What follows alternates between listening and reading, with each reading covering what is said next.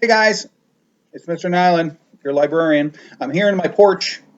Isn't teaching from a distance great? I get to hang out in my porch with my cool stuff while I read to you. We're going to do Harry Potter, Sorcerer's Stone by JK Rowling, published by Scholastic. I'm going to read another chunk of it to you. But since I have you here and I've told you so many stories about my yard sailing and my books, I decided to give you a super fast tour of my porch. So as you can see, I got all kinds of stuff. Hey, what does that look like? I have no idea. Doesn't look like me. Anyway, there's some more stuff up there. I got all kinds of yard sale stuff that I bought, and then of course,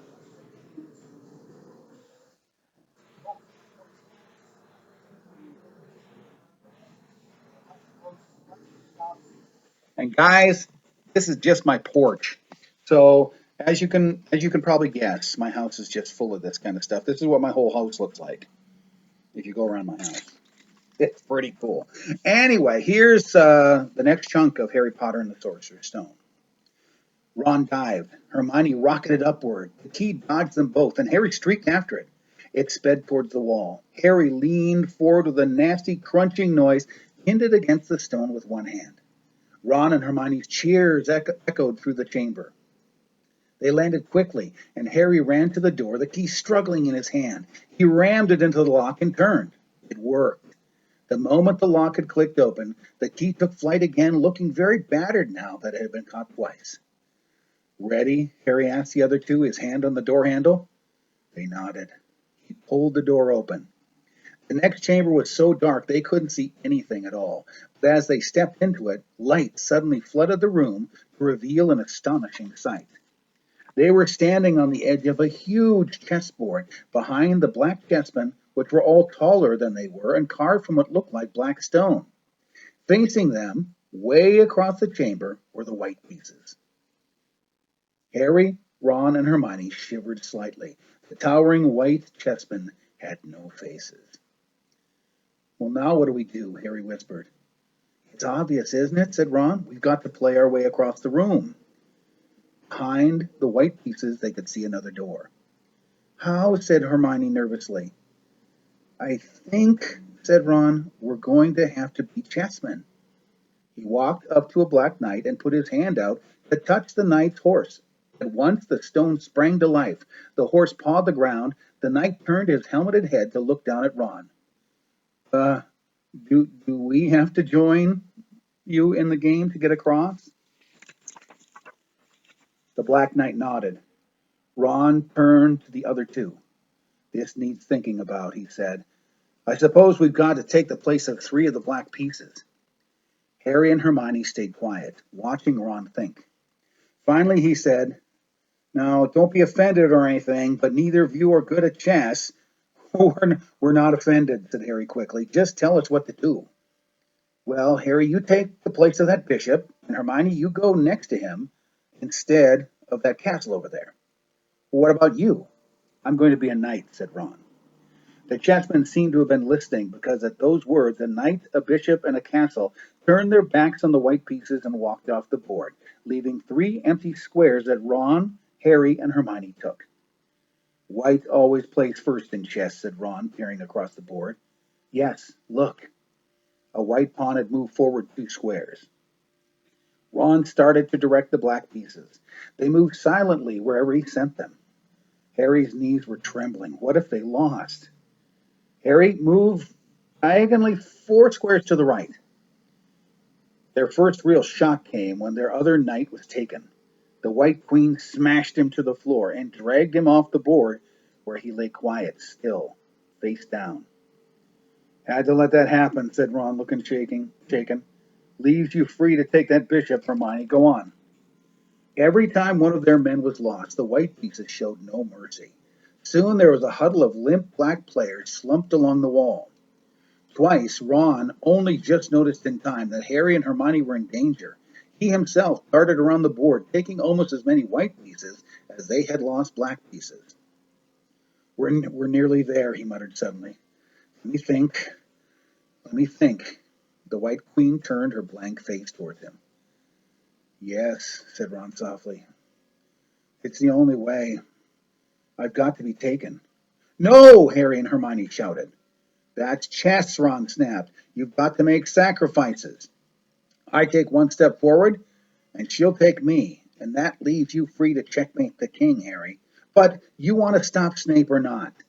Ron, look, if we don't hurry, he'll already have the stone. There was no alternative.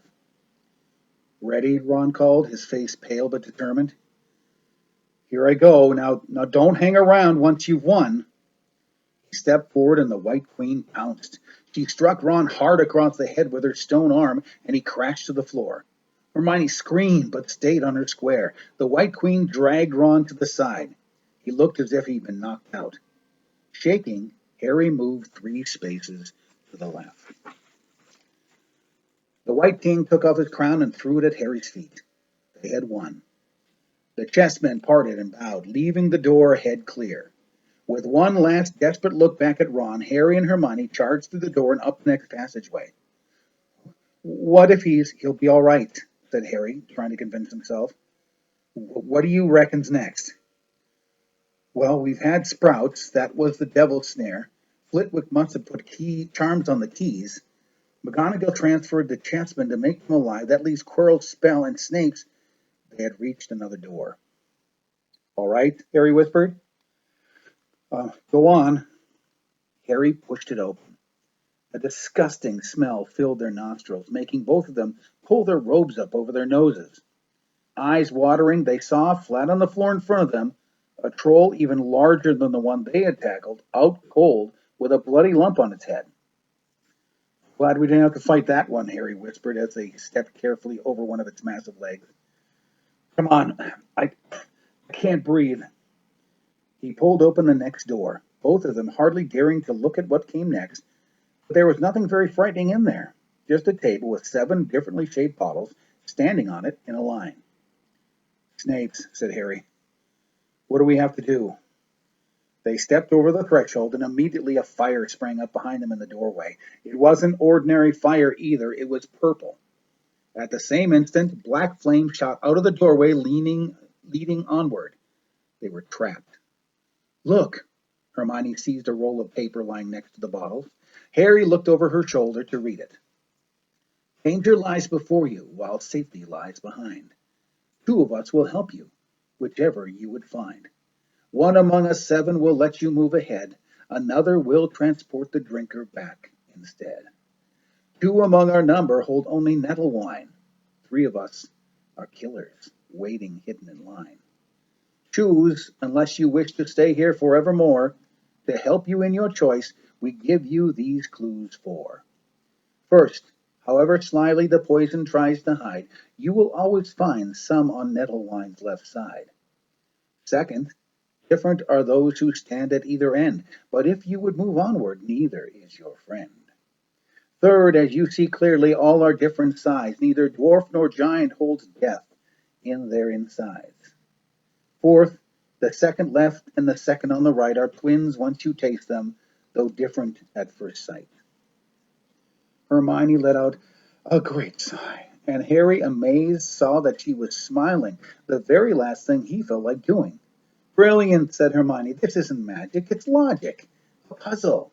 A lot of the greatest wizards haven't got an ounce of logic. They'd be stuck here forever. But so will we, won't we? Of course not, said Hermione. Everything we need is here on this paper. 7 bottles, 3 are poison, 2 are wine, 1 will get us through safely through that black fire, and 1 will get us back through the purple. But how do we know which to drink? Just give me a minute. Hermione read the paper several times. Then she walked up and down the line of bottles, muttering to herself and pointing at them. At last she clapped her hands. Got it, she said. The smallest bottle will get us through the black fire. Or the stone. Harry looked at the tiny bottle. There's only enough there for one of us, he said. That's hardly 1 swallow. They looked at each other. Which one will get you back through the purple flames? Hermione pointed at a rounded bottle at the right end of the line. You drink that, said Harry. No, listen. Get back and get Ron. Grab brooms from the flying key room. They'll get you out of the trapdoor and past Fluffy. Go straight to the Owlry and send Hedwig to Dumbledore. We need him. I might be able to hold Snape off for a while, but I'm no match for him, really. But Harry, what What if, you know who is with him? Well, I was lucky once, wasn't I? Said Harry, pointing at his scar. I might get lucky again. Hermione's lip trembled, and she suddenly dashed at Harry and threw her arms around him. Hermione! Harry, you're a great wizard, you know. I'm not as good as you, said Harry, very embarrassed as she let go of him. Me, said Hermione. Books and cleverness. There are more important things, like friendship and bravery and... Oh, Harry, be careful. You drink first, said Harry. You're sure which one is which, aren't you? Positive, said Hermione. She took a long drink from the round bottle at the end and shuddered. It's not poison, said Harry anxiously. No, it's like ice. Quick, go before it wears off. Good luck. Take care. Go! Hermione turned and walked straight through the purple fire. Harry took a deep breath and picked up the smallest bottle. He turned to face the black flames. Here I come, he said, and he drained the little bottle in one gulp. It was indeed as though ice was flooding his body. He put the bottle down and walked forward. He braced himself, saw the black flames licking his body, but couldn't feel them. For a moment he couldn't see anything but dark fire. Then he was on the other side in the last chamber. There was already someone there, but it wasn't Snape. It wasn't even Voldemort. Chapter 17, The Man with Two Faces. It was Quirrell. Phew, gasped Harry. Quirrell smiled. His face wasn't twitching at all. Me, he said calmly. I wondered whether I'd be meeting you here, Potter. But I thought Snape, Severus. Quirrell laughed, and it wasn't his usual quavering treble either, but cold and sharp. Oh, yes, Severus does seem the type, doesn't he? So useful of him to be swooping around like an overgrown bat. Next to him, who would even suspect poor stuttering Professor Quirrell? Harry couldn't take it all in. This couldn't be true. It couldn't. But Snape tried to kill me. No, no. I tried to kill you. Your friend Miss Granger accidentally knocked me over as she rushed to set fire to Snape at the Quidditch match. She broke my eye contact with you. Another few seconds and I'd had you off that broom, Potter. I'd have managed it before if Snape hadn't kept muttering a counter curse trying to save you. Snape was trying to save me? Of course, Quirrell said coolly. Why do you think he wanted to referee your next match? He was trying to make sure I didn't do it again. Funny, really. He needn't have bothered. I couldn't do anything with Dumbledore watching. All the other teachers thought Snape was trying to stop Gryffindor from winning. He did make himself unpopular, and what a waste of time. When, after all, I'm going to kill you tonight anyway. Quirrell snapped his fingers. Ropes sprang out of thin air and wrapped themselves tightly round Harry. You're too nosy to live, Potter. Scurrying around the school on Halloween like that? For all I knew, you'd have seen me coming, looking for what was guarding that stone. You let the troll in? Well, certainly. I have a certain gift with trolls. You must have seen what I did to that one in the chamber back there. Unfortunately, while everyone else was running around looking for it, Snape, who already suspected me, went straight to the third floor to head me off. And not only did my troll fail to beat you to death, that three-headed dog didn't even manage to snap off one of Snape's legs properly.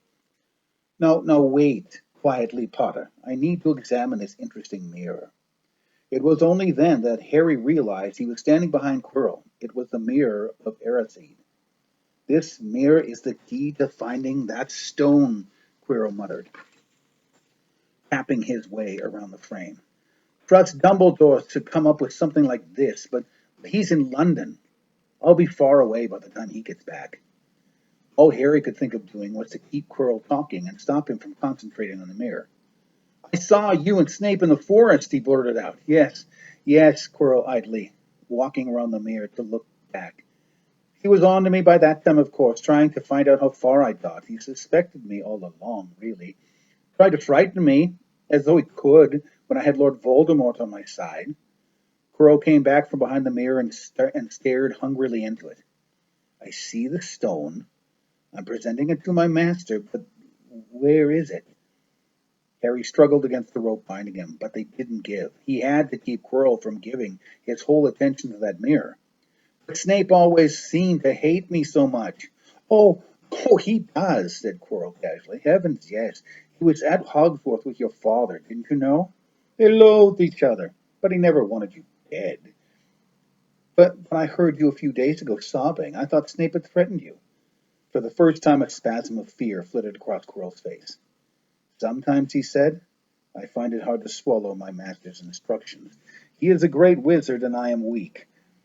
You mean he was there in the classroom with you? Harry gasped. I wish I could read more. Harry Potter and Sorcerer's Stone, written by JK Rowling, published by Scholastic. Maybe I'll get to read more to you. We'll see. Maybe I'll get to read from another book. Thanks for spending some story time with me. Bye.